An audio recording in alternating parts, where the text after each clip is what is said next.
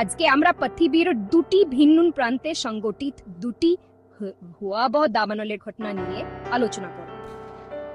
একটি আমেরিকা নিউজার্সিতে এবং নটি ইসরায়েলে। প্রথমে আসি নিউজার্সির ঘটনায়।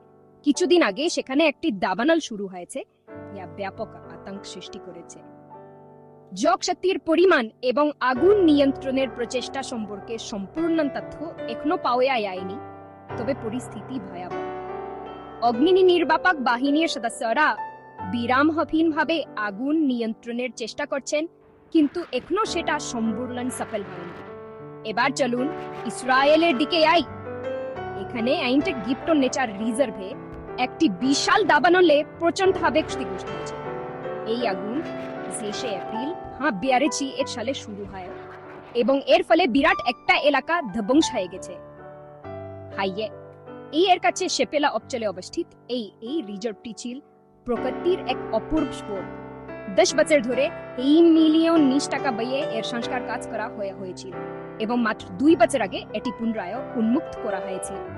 কিন্তু এখন প্রায় 80 ডুনাম বা হিসিসি একর জায়গা জুড়ে এই সুন্দর প্রকৃতি ছাই হয়ে গেছে। এই আগুনের ফলে বিরল প্রজাতির উদ্ভিদ এবং একটি বড় জলাভূমি ধ্বংস হয়ে গেছে। 60টিরও বেশি অগ্নি নির্বাপক দল, বিমান এবং হেলিকপ্টার ব্যবহার করে আগুন নিয়ন্ত্রণের চেষ্টা করা হচ্ছে।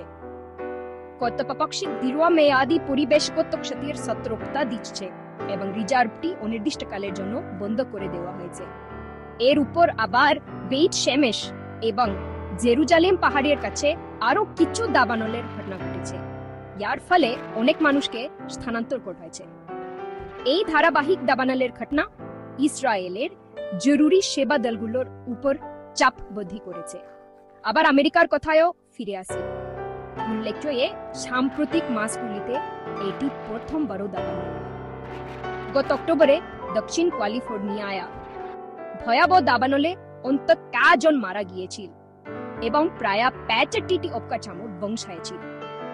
হাজার হাজার মানুষকে স্থানান্তর করতে হয়েছিল এবং বায়ুর মান মারাত্মকভাবে কমে গিয়েছিল।